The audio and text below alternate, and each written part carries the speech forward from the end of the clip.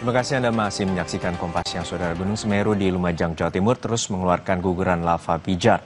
Selama 24 jam terakhir terpantau ada 2 kali lava pijar yang keluar dari gunung tertinggi di Pulau Jawa itu dengan jarak luncur 2.000 meter.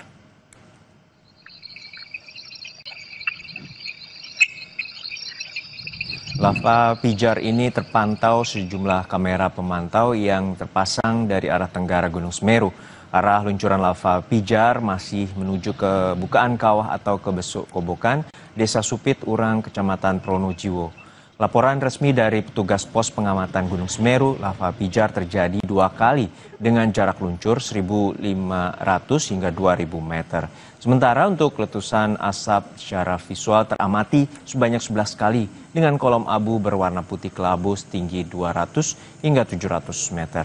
BPBD Kabupaten Lumajang terus berkoordinasi dengan petugas pengamatan Gunung Semeru yang berada di Gunung Sawur karena jumlah letusan saat ini terus meningkat. Warga yang beraktivitas di sepanjang aliran sungai yang berhulu di Gunung Semeru diminta untuk waspada. Hari terakhir memang untuk aktivitas Gunung Semeru memang ada peningkatan nggak ya? Ada peningkatan. Ada peningkatan ya? Iya, betul. Dalam kondisi Semeru saat ini apa yang perlu diwaspadai? Untuk kondisi hari ini hari kedepannya ya, dan untuk mengantisipasinya karena kita sudah menghadapi cuaca ekstrim atau hidro, hujan, kita tetap waspada, terutama para penambang lokal yang ada di Das Semeru. Gunung Merapi di perbatasan Jawa Tengah dan Yogyakarta kembali erupsi pada Rabu pagi. Erupsi Merapi kali ini disertai luncuran awan panas guguran sejauh 1.200 meter ke arah hulu Sungai Kerasak di sisi barat daya gunung. Berdasarkan catatan petugas pos pemantauan Merapi, awan panas guguran terjadi sekitar pukul 5:46 waktu Indonesia Barat. Hingga saat ini Gunung Merapi masih berstatus level 3 atau siaga. Warga dan wisatawan diimbau tidak melakukan kegiatan apapun dalam zona bahaya yang direkomendasikan, yakni radius 5 km dari puncak Merapi.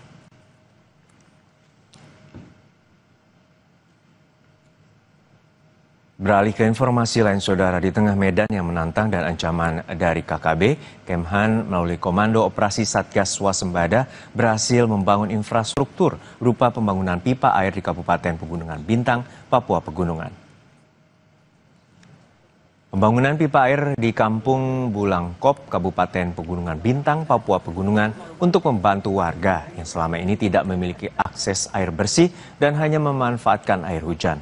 Komandan Satgas Yonif 751 Letnan Kolonel Infanteri Erwan Harliantoro menyatakan bahwa pihaknya membangun jalur aliran air khususnya pipanisasi dari sumber air yang diambil dari pegunungan. Selain pipanisasi air, Satgas juga membangun lampu solar cell yang bermanfaat bagi warga Bulangkop. Jadi tujuan pipanisasi di sini TNI ingin hadir untuk Papua, dalam ini untuk masyarakat. Kita melaksanakan kegiatan pipanisasi, memberikan akses air bersih untuk masyarakat, khususnya di sini di distrik Bulangkop. Pipa yang kita gelar ada kurang lebih 1 kilo 100 meter di ketinggian 1900 mdpl. Jadi kita menggunakan sistem gravitasi. Kita di atas nanti kita pasang penangkap air, kemudian kita salurkan dengan pipa. Dan di sini ada pipa primer untuk masyarakat. Ada 3 titik nanti kita berikan. Untuk mengetahui informasi lebih lanjut, kita sapa jurnalis Kompas TV Jona Hamonangan di Pegunungan Bintang, Papua Pegunungan. Jona, untuk saat ini apa saja kegiatan yang dilakukan oleh Koops Swasembada di Pegunungan Bintang, Papua Pegunungan?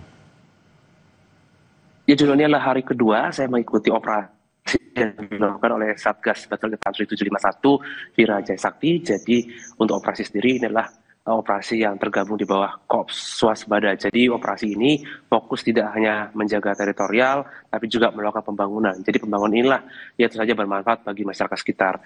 Jadi untuk posisi, tadi saya berada di pos Iwor untuk melihat bagaimana pembangunan jembatan yang ternyata cukup efektif dan membantu masyarakat sekitar, dan tidak hanya membangun jembatan, tapi saya juga melihat adanya pembangunan salur sel. Nah, sekarang posisi saya sudah bergeser ke pos lain, dan ini akan kembali lagi ke Oksibil untuk menuju ke titik berikutnya, khususnya untuk pembangunan kandang sapi.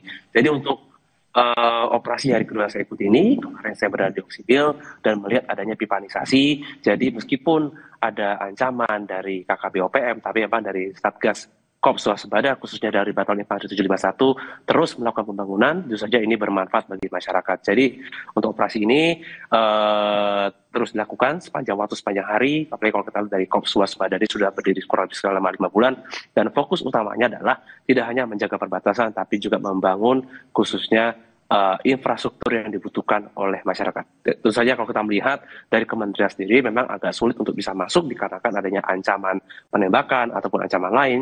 Jadi ini dilakukan secara simultan oleh Satgas Batalion untuk bisa dilakukan pembangunan. Jadi untuk yang berada di Korps Waspada ada 7 satuan, salah satunya adalah Batalion Infanteri 751 yang kami sedang ikuti ini, dan tentu saja kami merasakan dan melihat langsung bagaimana pembangunan dilakukan. Tentu saja tidak hanya aspek bangunan, tapi juga melaksanakan patroli. Jadi bila mana ada ancaman atau ada sesuatu yang mencurigakan, maka dari Satgas pun tentu saja tidak segan-segan akan melakukan pemburuan. Jadi ini terus dilakukan dalam rangka untuk memastikan Papua terbangun secara infrastruktur, secara komplit dan lengkap, dan ini menyesuaikan dengan apa yang dibutuhkan masyarakat, khususnya ada di distrik-distrik, khususnya ada di wilayah Papua Pegunungan. Juno? Ya, Juno, untuk tadi ada pipanisasi air dan juga pembangunan panel surya. Infrastruktur apa saja yang bisa dimanfaatkan oleh warga, terutama di perbatasan? Ya, Juno, kami melihat infrastruktur yang dibangun ini banyak sekali. Tadi saya melihat ada pembangunan jembatan. Jadi bisa dibayangkan sebelumnya mulai dari warga, bahkan anak sekolah yang harus berenang atau mungkin mereka menggunakan perahu, mendayung, dan sekarang dengan ada jembatan sepanjang 110 meter ini sangat berguna, bisa dimanfaatkan. Jadi dari masyarakat yang berada di distrik Iwor, mereka bisa berkunjung ke kampung sebelahnya atau bisa melihat bagaimana kampung sebelahnya tanpa harus menyeberang atau menggunakan sungai yang cukup deras. Itu juga dengan adanya pembangunan solar cell, ini sudah sangat efektif.